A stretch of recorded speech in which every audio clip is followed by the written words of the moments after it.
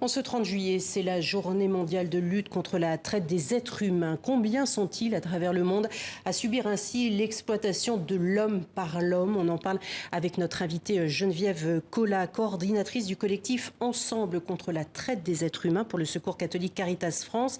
Merci d'être avec nous, madame. Alors, de quoi parle-t-on lorsque l'on évoque la traite des êtres humains? Il y a une définition? Oui, on évoque en fait cette exploitation de l'homme par l'homme sous différentes formes, qu'il s'agisse d'exploitation sexuelle, de travail forcé, d'esclavage domestique, de contraintes à commettre des délits aussi, ou d'obligations à mendier, mais aussi de mariage forcé. C'est donc en fait l'exploitation par d'autres personnes de la vulnérabilité, voilà, de la vulnérabilité des personnes. Quelle est l'ampleur aujourd'hui du phénomène? Est-ce qu'il existe des chiffres fiables surtout? Alors, des chiffres fiables, c'est difficile. À l'échelle mondiale, on parle de millions de personnes qui sont concernées par cette question et de 32 milliards de chiffre d'affaires annuel, ce qui est énorme. Après, c'est quand même un phénomène qui est très caché, qui est très invisibilisé aussi, et c'est difficile de savoir exactement combien de personnes sont touchées, et en particulier chez nous en France, parce que ça fait que quelques années qu'il y a vraiment un travail pour identifier les personnes et pouvoir aider ces personnes victimes d'exploitation qui sont souvent sous l'emprise d'autres personnes. Vous évoquez un chiffre d'affaires. C'est vrai qu'on a tendance presque à oublier que c'est dans un but commercial. Ouais. C'est beaucoup plus important que le commerce des armes, des drogues. C'est parallèle. Comment ça se passe?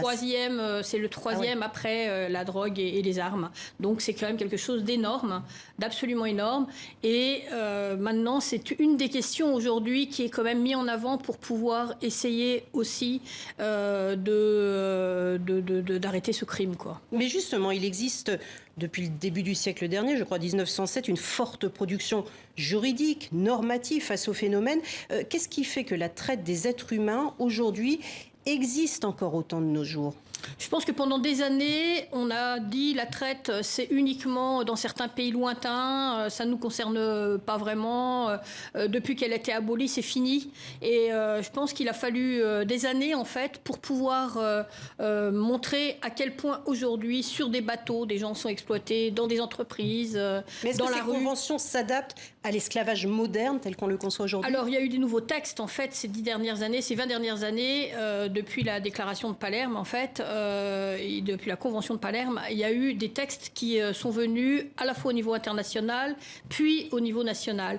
Et c'est vrai que les textes internationaux sur la répression du crime organisé et de la traite des êtres humains nous ont beaucoup aidés en France pour combattre ce phénomène, pour sensibiliser en fait l'État, le gouvernement sur cette question-là, qui était considérée comme ailleurs. Oui, parce que vous parlez de textes internationaux, de textes nationaux. J'imagine effectivement que la définition de la traite des êtres humains diffère, malheureusement, et c'est ce qui rend sans doute compliqué les choses, d'un pays à un autre.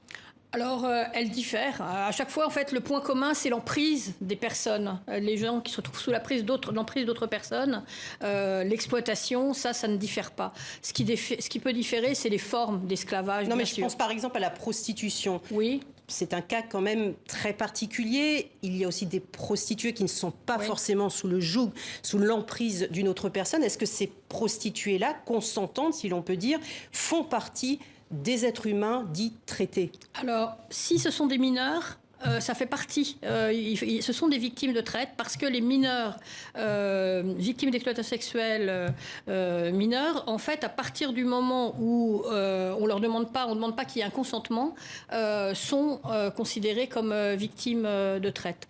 Et puis après, la question que vous posiez sur ces mineurs, ces personnes victimes, sont-elles... le côté coercitif de la chose. En fait, finalement, les personnes victimes se retrouvent dans des situations qu'elles n'ont pas voulu, même si on croit parfois qu'elles l'ont voulu. C'est-à-dire que la plupart des personnes prostituées, c'est pas forcément le cas de toutes, mais la plupart, finalement, elles sont là parce qu'elles n'ont pas pu faire autrement, parce que si elles ne le font pas, c'est leur famille qui sera attaquée sur le terrain de là où elles vivent.